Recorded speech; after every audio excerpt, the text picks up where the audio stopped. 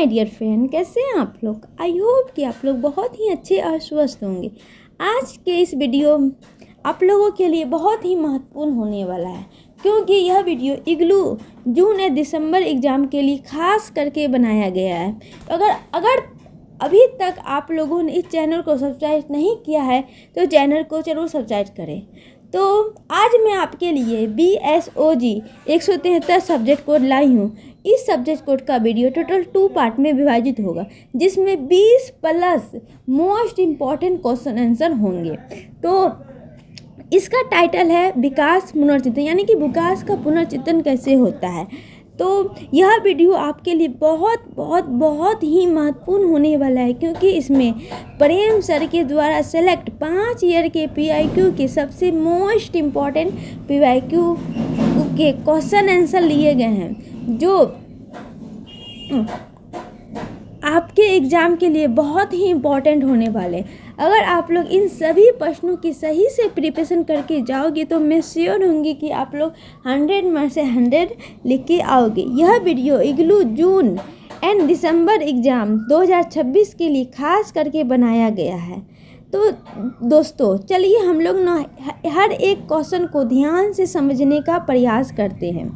तो पहला क्वेश्चन है, विकास शब्द से आप क्या समझते हैं, यानी कि विकास शब्द है क्या, इससे हम लोग समझते हैं क्या है, इसके बारे में हमें जानना है। तो विकास का सामान्य अर्थ है किसी व्यक्ति, समाज या देश की सकारात्मक प्रगति और उन्नति, यानी कि किसी भी व्यक्ति हो, देश हो या समाज हो, उसकी ना सकारात्मक रूप में प्रगति हो, उसकी उन्नति हो।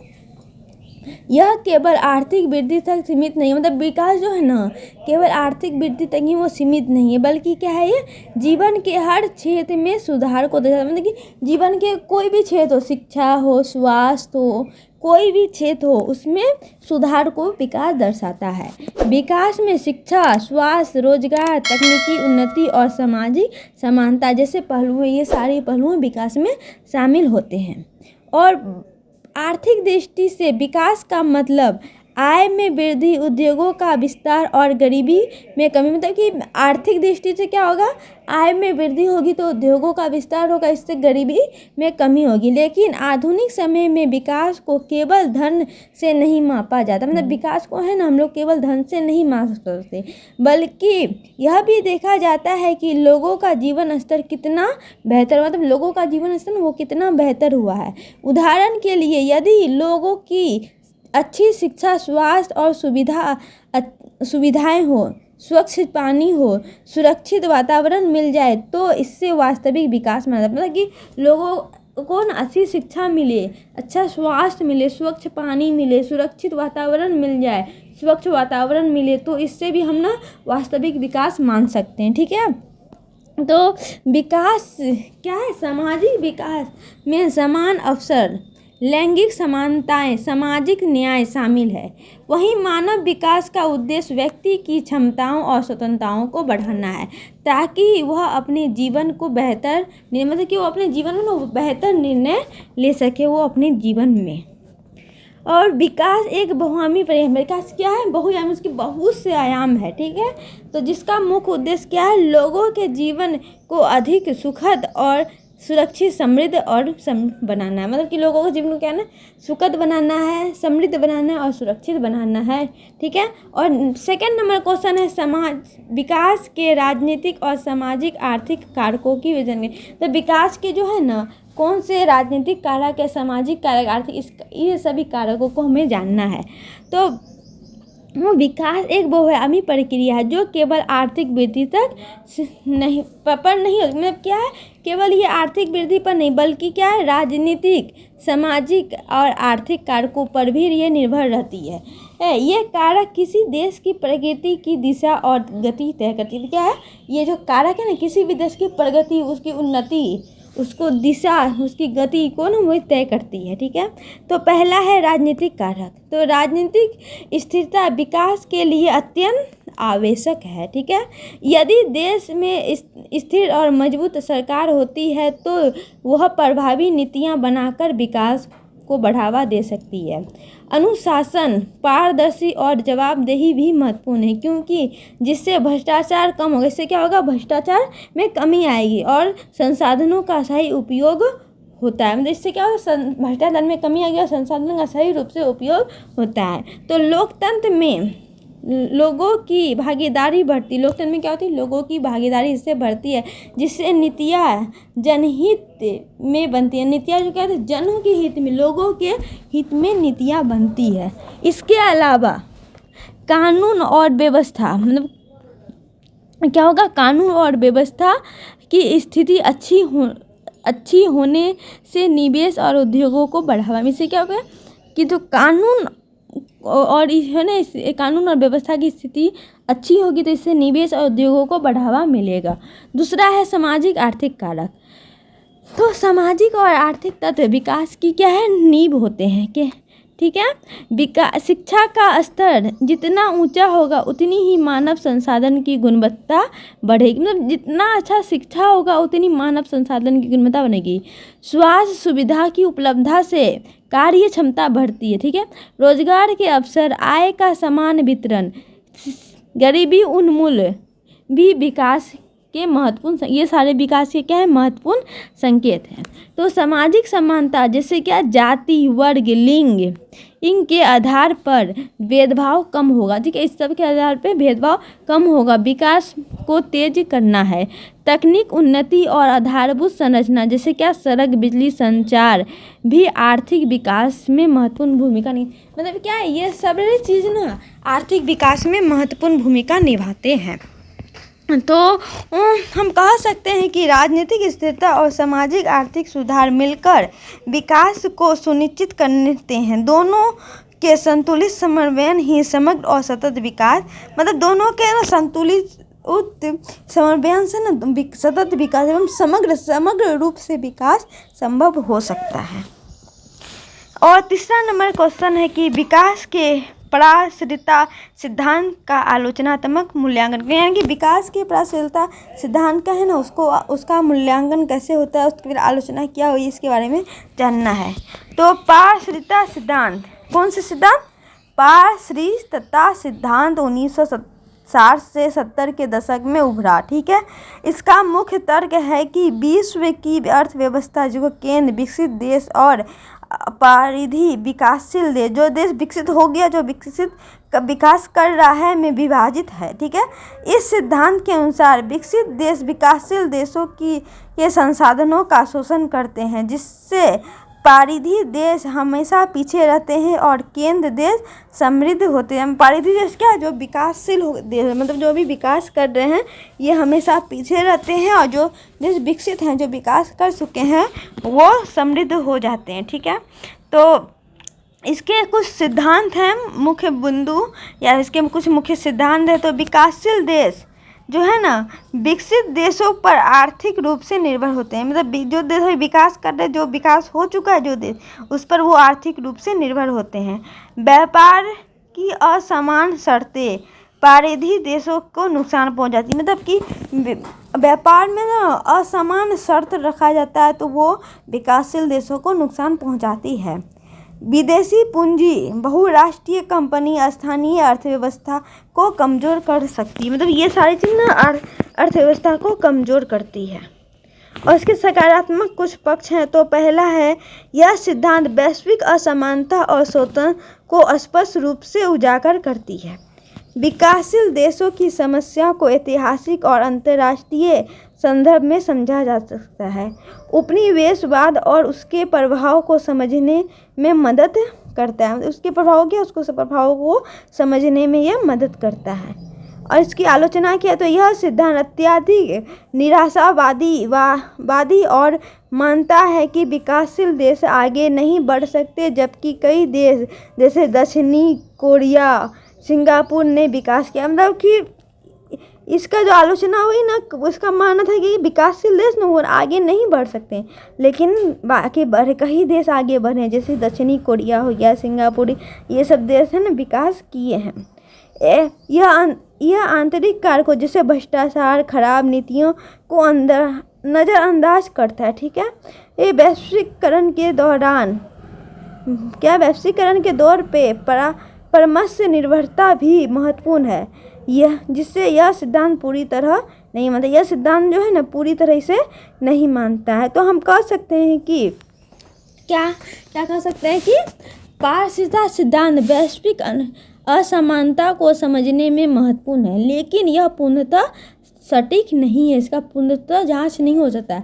आज के समय में विकास को समझने के लिए आंतरिक और बाहरी दोनों कारकों का संतुलित विश्लेषण होना चाहिए, मतलब कि आंतरिक कारक भी हो और बाहरी कारक दोनों का विश्लेषण होना आवश्यक है। ठीक है, तो ये दोनों के में बाहरी और आंतरिक कारक के विश्लेषण के बिना हम लोग है ना तो विकास को नहीं समझ सकते। कौन देश कितना विकास किया है ये सब हम लोग नहीं समझ सकते हैं। और चौथा नंबर क्वेश्चन है कि ये विकास के अध्ययन के लिए किसके लिए? विकास के अध्ययन के लिए रोस्टोव के ऐतिहासिक स्तरीय उपागम के मतलब रोस्टोव के ऐतिहासिक स्तरीय उपागम कौन से हैं, इस पे हमें चर्चा करना है। तो अमेरिकी अर्थशास्त्री रोस्टोव क्या अमेरिकी अर्थशास्त्री डब्ल्यू रोस्टोव ने विकास को समझने के लिए एक ऐतिहासिक स्तरीय उपागम प्रस्तुत किया है। ठीक है, तो यह सिद्धांत इस सिद्धांत किसके अनुसार? डब्ल्यू रोस्टोव के सिद्धांत। तो इस सिद्धांत के अनुसार हर देश विकास के कुछ निश्चित चरणों से गुजरता है, मतलब हर देश है ना विकास के कुछ निश्चित चरण से गुजरते हैं और अंततः आधुनिक औद्योगिक समाज बन जाते हैं। में अंत में जो है ना आधुनिक और औद्योगिक वो समाज बन जाते हैं। रोस्टोव के कितने 5 चरण हैं। उन्होंने जो है ना अपने कितने 5 चरण में विकास को समझाया। तो पहला है पारंपरिक समाज। तो इस चरण में अर्थव्यवस्था कृषि पर आधारित होती है, तकनीक का अभाव होता है और उत्पादन सीमित रहता है। इस चरण में क्या होता है? अर्थव्यवस्था जो है ना कृषि पर ही आधारित होती है, तकनीक का भी अभाव होता है और उत्पादन भी कमी आती है, एक सीमित स्तर तक ये दायरे तक ही होती है उत्पादन इसमें। और सेकंड नंबर है कि उद्भव की पूर्व शर्त। उद्भव मतलब उद्भव जो है उसके पहले के शर्त। तो इस चरण में समाज में परिवर्तन शुरू होता है, शिक्षा, बुनियादी ढांचे जैसे सड़क, परिवहन और निवेश में वृद्धि होता है। तीसरा है उड़ान। तो यह सबसे महत्वपूर्ण चरण है। उड़ान क्या है? सबसे महत्वपूर्ण चरण है। यह औद्योगिकीकरण में तेजी से बढ़ाता है और अर्थव्यवस्था में तीव्र विकास होता है। इससे क्या होता है? अर्थव्यवस्था में तीव्र गति से विकास होता है। चौथा है परिपक्वता की ओर बढ़ना। तो इस चरण में तकनीकी प्रगति होती है और विभिन्न उद्योग विकसित होते हैं। अर्थव्यवस्था स्थिर और विविध बनती है। अर्थव्यवस्था स्थिर होती है और एक विविध रूप में बनती है। उच्च जन उपभोग के गुण। तो क्या युग है? उच्च जन उपभोग के युग। तो यह सबसे अंतिम चरण है। इसमें क्या होता है? लोगों की आय और जीवन के स्तर उच्च होते हैं, उपभोक्ता वस्तुओं की मांग बढ़ती है और समाज समृद्ध समाज तो क्या होता है? वो समृद्ध बनता है। तो इसके कुछ महत्व हैं। तो इसके महत्व क्या है? यह सिद्धांत विकास को सरल और क्रमबद्ध तरीके से समझाता है। मतलब जो ये जो सिद्धांत है ना ये पूरा क्रमबद्ध एक चरण के बाद एक चरण को समझाता है। आर्थिक प्रगति के ऐतिहासिक दृष्टिकोण को प्रस्तुत करता है। ठीक है, तो इसके बाद है ना कुछ आलोचना भी हुआ है। तो ये कौन कौन से आलोचना हुए हैं? तो ये सिद्धांत सभी देशों पर समान रूप से लागू नहीं होता। मतलब ये जो सिद्धांत हर देश पे समान रूप से लागू नहीं होता। यह पश्चिमी देशों के अनुभव पर आधारित है। सामाजिक और राजनीतिक कारकों की उपभोक्ता करता है। मतलब समाज और राजनीति के जो कारक है उसकी उपभोक्ता करता है। तो हम कह सकते हैं कि रोस्टोव का उपागम विकास को समझने में एक महत्वपूर्ण मॉडल तकनीक है। ठीक है, लेकिन इसकी सीमाएं को ध्यान में रखते हुए अन्य दृष्टिकोण के साथ इसका अध्ययन करना आवश्यक। मतलब कि इसकी सीमाओं को है ना ध्यान में रखकर अन्य दृष्टिकोण को हम अध्ययन कर सकते हैं, करना आवश्यक भी है। ठीक है। और 5 नंबर क्वेश्चन है कि वैश्विक आर्थिक के 3 आर्थिक क्षेत्रों के विशेष गुणों को लिखाएंगे। मतलब विश्व के तो आर्थिकों हैं, उसके 3 आर्थिक क्षेत्रों के विशेष गुण को हमें जानना है, कौन कौन से विशेष गुण हैं। तो वैश्विक अर्थव्यवस्था को सामान्यतः 3 प्रमुख आर्थिक क्षेत्र में विभाजित किया गया है, प्राथमिक, द्वितीयक और तृतीयक क्षेत्र। ये तीनों क्षेत्र किसी देश के विकास और रोजगार संरचना को, मतलब किसी भी देश के विकास को, उसकी मॉडल, उसकी संरचना को ये दर्शाते हैं। तो पहला है प्राथमिक क्षेत्र। तो यह क्षेत्र प्राथमिक संसाधन पर आधारित होती है। इसमें कृषि, मछली पालन, खनन, वानिकी शामिल हैं। ठीक है। तो इसके विशेष गुण क्या है? तो प्राकृतिक, ये जो प्राथमिक क्षेत्र है ना, ये प्राकृतिक पर निर्भर अधिक होते हैं। उत्पादन का स्तर अपेक्षाकृत कम होता है। विकासशील देश में इस क्षेत्र में अधिक जनसंख्या कार्यरत होती है। मतलब कि विकासशील जो है, जो देश विकास कर रहे हैं, उसमें अधिक से अधिक जनसंख्या यही क्षेत्र में कार्यरत होती है। आय और उत्पादन, इसमें ना जो आय भी कम होता है और उत्पादन भी कम होता है। दूसरा है द्वितीयक क्षेत्र। द्वितीयक क्षेत्र में क्या है? यह क्षेत्र उच्च कोटि को तैयार वस्तुओं में परिवर्तित करता है। क्या होता है? यह जो क्षेत्र है ना, उच्च, मतलब कच्चे माल को, क्या होता है? कच्चे माल को तैयार वस्तुओं, मतलब कच्चे माल को ना तैयार वस्तुओं में परिवर्तित कर देता है। जैसे कि ऊन से ना वस्त्र बना देता है। ठीक है। ऊन एक कच्चा माल है, उसको बुन के एक स्वेटर बना दिया गया, वस्त्र बना दिया गया, तो वस्तुओं में परिवर्तित कर देता है कच्चे माल को। तो इसमें उद्योग और विनिर्माण शामिल है। ठीक है। तो इसके क्या विशेष गुण है? तो औद्योगिकीकरण और मशीन का उपयोग अधिक होता है। इसमें क्या होता है? मशीनों का उपयोग अधिक होता है। उत्पादन में वृद्धि और मूल्य संवर्धन होता है। रोजगार के नए अवसर पैदा होता है। यह आर्थिक विकास में महत्वपूर्ण संकेत है। मतलब ये आर्थिक विकास का है ना, महत्वपूर्ण संकेत है। और तीसरा क्षेत्र है तृतीयक क्षेत्र। तृतीयक क्षेत्र को हम सेवा क्षेत्र भी कहते हैं। ठीक है। तो इसमें शिक्षा, स्वास्थ्य, बैंकिंग, परिवहन, संचार आदि सेवाएं, ये सारी सेवाएं शामिल होती है। किसमें? तृतीयक क्षेत्र में। प्राथमिक क्षेत्र में क्या कृषि होती है, द्वितीय क्षेत्र में उद्योग होता है, तृतीयक में सेवाएं होती है। तो विशेष गुण, यह प्रत्यक्ष वस्तु उत्पादन नहीं करता बल्कि सेवाएं प्रदान करती है। विकसित देशों में इसका योगदान अधिक है। विकसित देश में इसका योगदान अधिक है। उच्च कौशल और शिक्षा की आवश्यकता होती है। आय और जीवन को बेहतर को बढ़ाने में महत्वपूर्ण भूमिका निभाता है।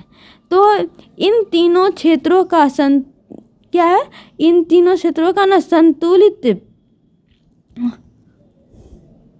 इन तीनों क्षेत्रों का संतुलित विकास किसी भी देश की अर्थव्यवस्था को मजबूत बनाता है। जैसे जैसे देश विकसित होता है, प्राथमिक क्षेत्र से द्वितीयक क्षेत्र की ओर झुकाव बढ़ता है। मतलब क्या होता है? जैसे जैसे देश विकसित होता है ना, तो प्राथमिक क्षेत्र से वो तृतीयक क्षेत्र में अपना झुकाव देते हैं। जैसे कि प्राथमिक से द्वितीयक क्षेत्र में, द्वितीयक से फिर तृतीयक क्षेत्र में आता है, झुकाव बढ़ता है।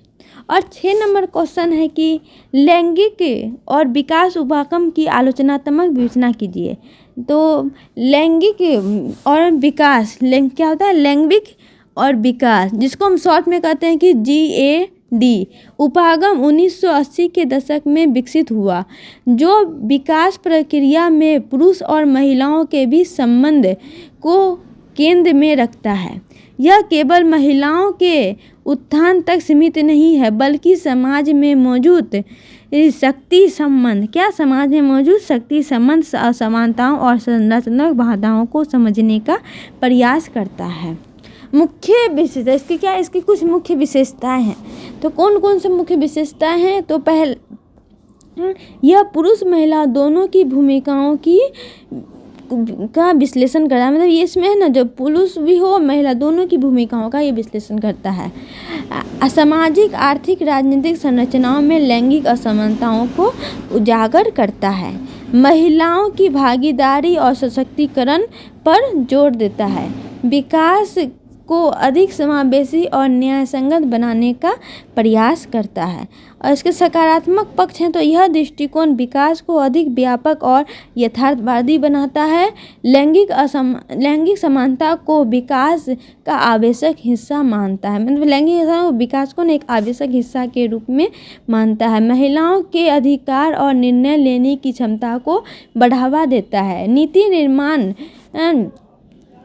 क्या होता है, नीति निर्माण और लैंगिक एक संवेदनशीलता लाता है, मतलब नीति निर्माण में लैंगिक संवेदनशीलता ये लाता है। इसकी आलोचना हुई तो इसकी आलोचना कौन कौन से है, तो यह उपागम व्यवहार में लागू करना कठिन, मतलब व्यवहार में लागू करना इस उपागम को कठिन है क्योंकि सामाजिक संरचना गहरी जुड़े रखती है।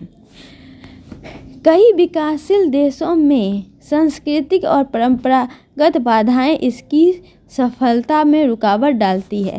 कभी कभी यह पुरुष की समस्याओं को पर्याप्त महत्व नहीं देता, मतलब कि ये कभी कभी ना पुरुष की समस्याओं को महत्व नहीं देता। यह संसाधन और नीतियों की कमी के कारण इसका प्रभाव सीमित रह सकता है। तो हम कह सकते हैं कि लैंगिक और विकास उपागम विकास को अधिक समान और न्यायपूर्ण बनाने में का बहुत महत्वपूर्ण प्रयास है। हालांकि इन सीमाएं भी, इसकी कुछ सीमाएं भी, फिर भी यह आधुनिक विकास नीतियों में एक आवश्यक दृष्टिकोण बन चुका है जो समावेशी विकास की दिशा में मार्गदर्शन करता है। ठीक है, तो क्या है, समावेशी के दिशा में ना एक मार्गदर्शन का कार्य करता है। विकास से जुड़े प्रवास के कारकों और परिणामों की चर्चा कीजिए। तो विकास से जुड़े क्या परिणाम है, उसके क्या कारक हैं, इसके बारे में जानना है। तो प्रवास का अर्थ लोगों को एक स्थान से दूसरे स्थान पर जाना है, जो अक्सर की विकास की प्रक्रिया से जुड़ा है। यह ग्रामीण से शहरी क्षेत्र या एक देश से दूसरे देश की ओर हो सकता है। मतलब कि क्या होता है, लोग रोजगार में की समस्या से, शिक्षा की समस्या से गांव से शहर की ओर जाते हैं या एक देश से दूसरे देश में जाते हैं। तो प्रवास के कारण, तो प्रवास के कौन कौन से कारण हैं, तो पहला है आर्थिक कारण। तो रोजगार के बेहतर अवसर की तलाश में, अधिक आय और जीवन स्तर सुधारने की इच्छा, मतलब अपनी जीवन के स्तर को सुधारने की इच्छा से भी वो जाते हैं। कृषि पर निर्भरता और आय की स्थिरता के कारण भी वो शहर की ओर जाते हैं। ये सारे आर्थिक कारक है। उसके बाद है सामाजिक कारक। तो बेहतर शिक्षा और स्वास्थ्य सुविधा की खोज में, सामाजिक भेदभाव, जाति, लिंग से मुक्ति के लिए, मतलब समाज में जो भेदभाव हो रहा है इस सबसे मुक्ति के लिए भी वो शहर की ओर प्रस्थान करते हैं। जीवन की बेहतर गुणवत्ता की चाह में, जीवन की जो बेहतर गुणवत्ता की चाह में भी वो एक स्थान से दूसरे स्थान पे जाते हैं। उसके बाद है आर्थिक कारक, राजनीतिक कारक। तो राजनीतिक कारक क्या है, युद्ध, अशांति और राजनीतिक अस्थिरता के कारण, सरकारी नीति और विकास की योजना के कारण। चौथा है पर्यावरणीय कारक। तो प्राकृतिक आपदाएं, प्राकृतिक आपदा जैसे भूकंप और जैसे भूकंप, बाढ़, सूखा, ये सब के कारण, जलवायु परिवर्तन के कारण। इसके परिणाम क्या हैं, तो इसके क्या है, सकारात्मक और नकारात्मक दोनों परिणाम है। तो पहले जानते हैं हम लोग सकारात्मक परिणाम। तो प्रवासी को बेहतर रोजगार और आय मिलता है। क्या होता है, प्रवासी तो शहर की ओर जाते हैं ना, उसे बेहतर रोजगार और उसके आय मिलता है। दूसरा है कि शहरी क्षेत्र में आर्थिक विकास और श्रम शक्ति बढ़ती है। शहरी क्षेत्र में आर्थिक विकास और श्रम शक्ति बढ़ती है। नए कौशल और तकनीक ज्ञान का आदान प्रदान होता है। गांव में धन भेजने से आर्थिक सुधार होती है, मतलब वो लोग शहर में रहकर कमाते हैं और उस धन को वो गांव में अपने फैमिली के पास भेजते हैं, तो इससे आर्थिक सुधार होती है। नकारात्मक पक्ष क्या है, तो शहर में जनसंख्या बढ़ाव, झुग्गी झोपड़ी में वृद्धि, शहरों की जनसंख्या में वृद्धि हो जाती है। गाँव से लोग जो शहर जाते हैं वहाँ पे झुग्गी झोपड़ी बना के रहते हैं। बेरोजगारी और संसाधन पर दबाव पड़ता है। पारिवारिक और सामाजिक संबंधों में विघटन होता है। ब्रेन ड्रॉट यानी कुशल लोगों का देश से बाहर जाना, मतलब कुशल लोग वहाँ के अच्छे लोग वो देश से बाहर चले जाते हैं। तो हम कह सकते हैं कि विकास और प्रवास एक दूसरे से गहराई से जुड़े हैं। जहाँ प्रवास विकास के अवसर प्रदान करता है, वहीं कई सामाजिक और आर्थिक चुनौतियाँ भी उत्पन्न करता है। इसलिए इसलिए क्या संतुलित और योजनाबद्ध तक नीतियाँ आवश्यक है ताकि इसके सकारात्मक प्रभाव को बढ़ाया जा सके और नकारात्मक प्रभाव को कम किया जा सके। ठीक है दोस्त। और 8 नंबर क्वेश्चन है कि विस्थापन और विकास के बीच कड़ियों की चर्चा करें। मतलब विस्थापन और विकास के बीच कौन सी कड़ियाँ हैं, इस पे हमें चर्चा करना है। तो विकास और विस्थापन के बीच गहरा संबंध है। जब किसी क्षेत्र में क्या होता है, बड़े विकास कार्य या जैसे बांध, उद्योग, खनन परियोजनाएं, सड़क और शहरीकरण होते हैं तो वहाँ रहने वाले लोग अपने स्थान से हटना पड़ता है। इसलिए विकास जनित विस्थापन का इसे क्या कहते हैं, विकास जनित विस्थापन कहते हैं या कहा जाता है।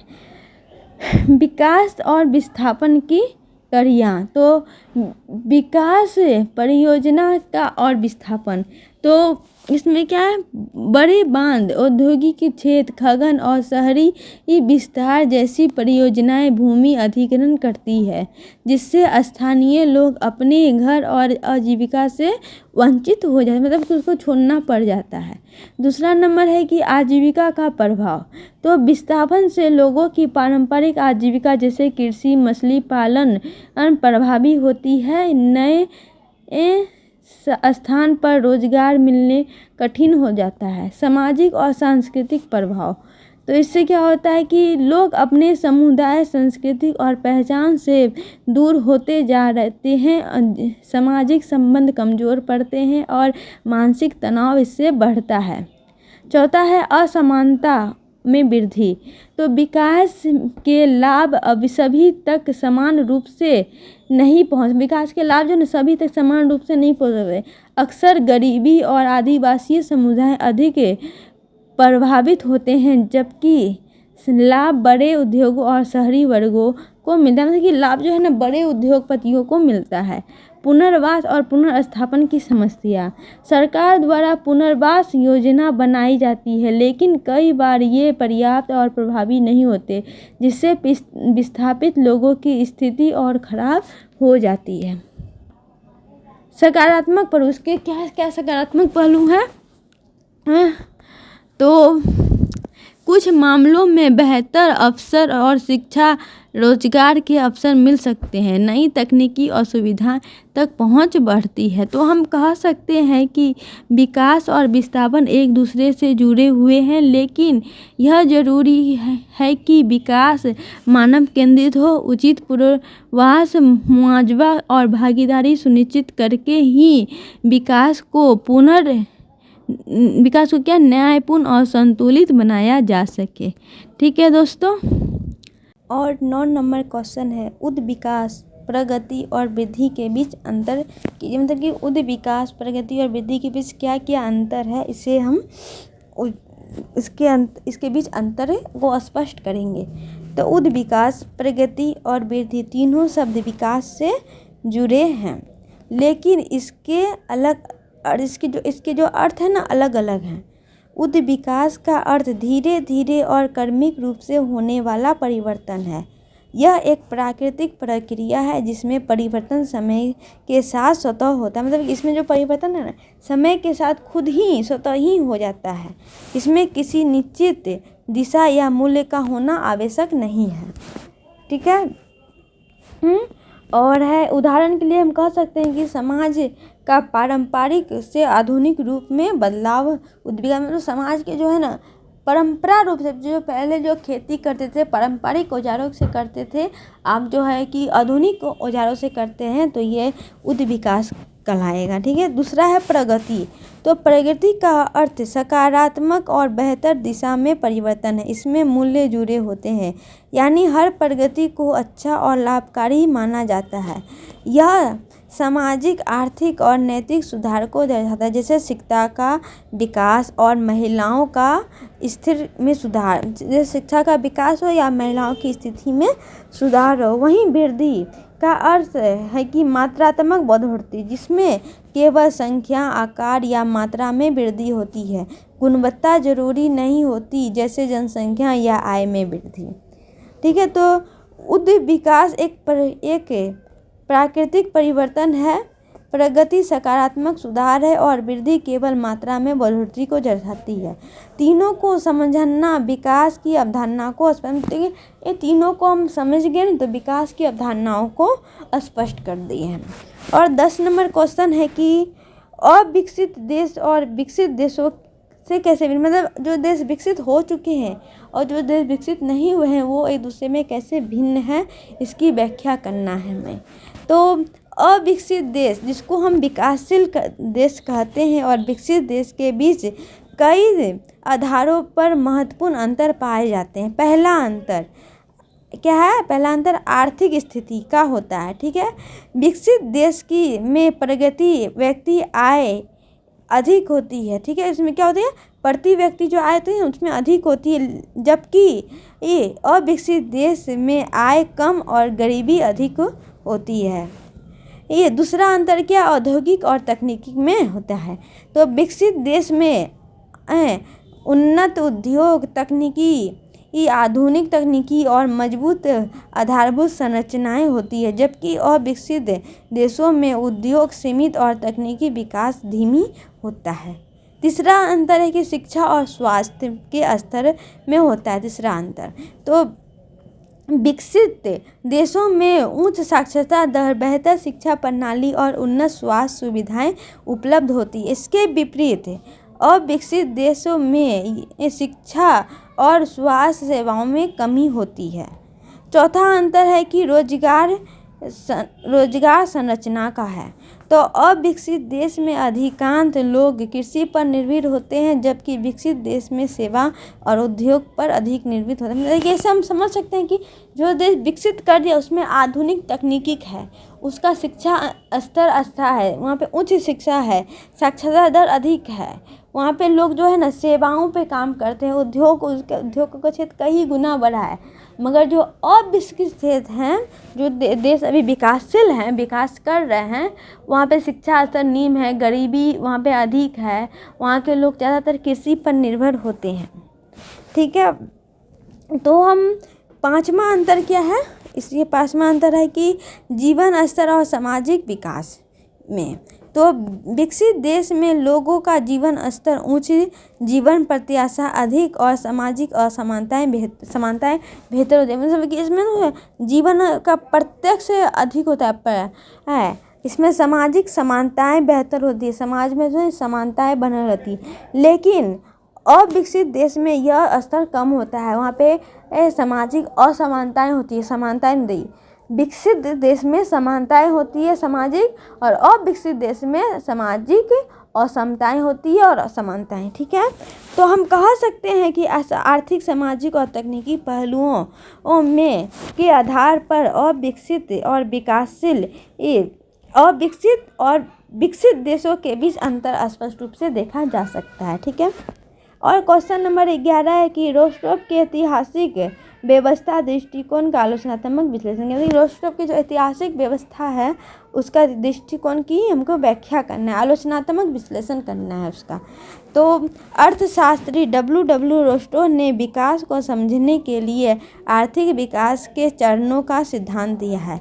उनके अनुसार हर देश 5 चंद पारंपरिक समाज उद्भव की पूर्व शर्तें उड़ान परिपक्वता और उच्च जन उपभोग जैसे गुजरते हैं। यह मॉडल विकास को रेखीय और क्रमिक प्रक्रिया के रूप में प्रस्तुत करता है। क्या होता है? क्रमिक प्रक्रिया के रूप में इसे प्रस्तुत करता है। तो इसके सकारात्मक पक्ष क्या क्या पक्ष हैं? सकारात्मक पक्ष तो यह सिद्धांत विकास को सरल और व्यवस्थित ढंग से समझाता है। ऐतिहासिक दृष्टिकोण से आर्थिक परिवर्तन को स्पष्ट करता है। क्या करता है? प्रगति को यह स्पष्ट करता है, आर्थिक परिवर्तन को। औद्योगिकरण और निवेश की भूमिका को महत्व देता है। नीति निर्माण के लिए एक सामान्य मार्गदर्शन प्रदान करता है।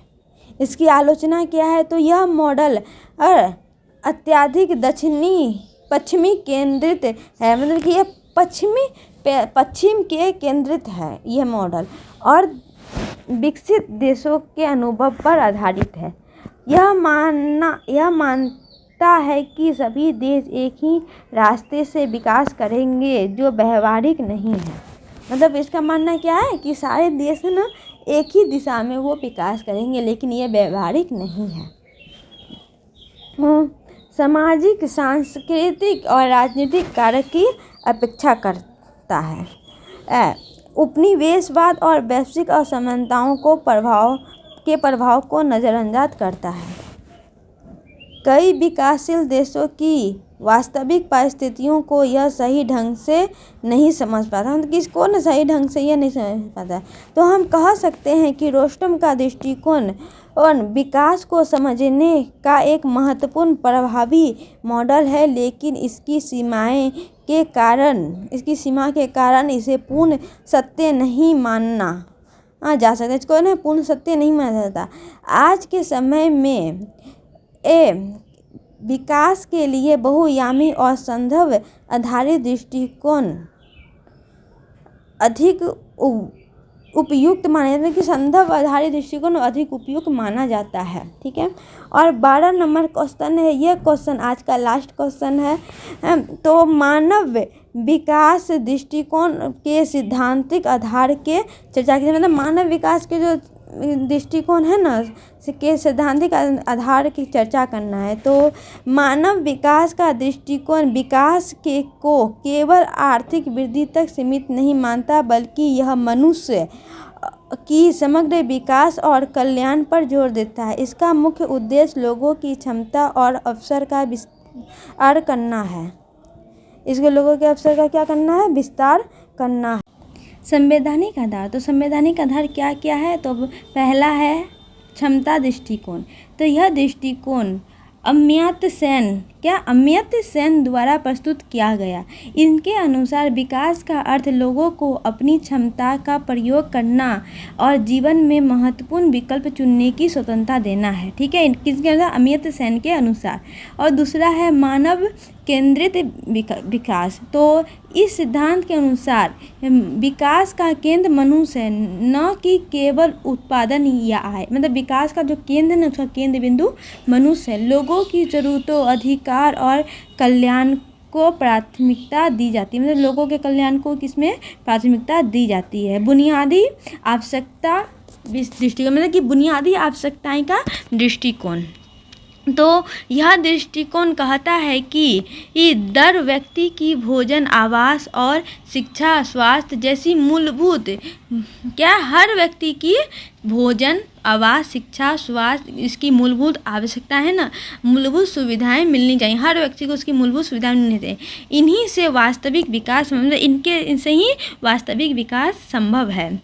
समानता और सामाजिक न्याय, तो मानव विकास समान अवसर और संसाधन के न्यायपूर्ण वितरण पर जोर देता है, ताकि समाज के सभी वर्गों को विकास का लाभ मिले। मतलब समाज के है ना, सभी वर्गों को इससे विकास का लाभ मिल सके। उसके बाद 5 नंबर है सतत विकास। तो यह दृष्टिकोण वर्तमान जरूरतों को पूरा करते हुए भविष्य की पीढ़ियों के संसाधन को सुरक्षित रखने पर बल, यानी कि भविष्य के संसाधन को सुरक्षित रखने पर यह बल देता है। तो हम कह सकते हैं कि मानव विकास दृष्टिकोण विकास को अधिक व्यापक, समावेशित और मानवीय बनाता है। यह केवल आधुनिक वृद्धि नहीं बल्कि क्या है? जीवन की गुणवत्ता और स्वतंत्रता को भी महत्व देता है। आज का यह वीडियो मैं यहीं समाप्त करती हूँ। अगर आप लोगों को यह वीडियो पसंद आया हो तो लाइक, शेयर एवं सब्सक्राइब ज़रूर करें। आप लोग यह वीडियो को पूरा अंत तक देखिएगा और चैनल को सब्सक्राइब ज़रूर करें। धन्यवाद।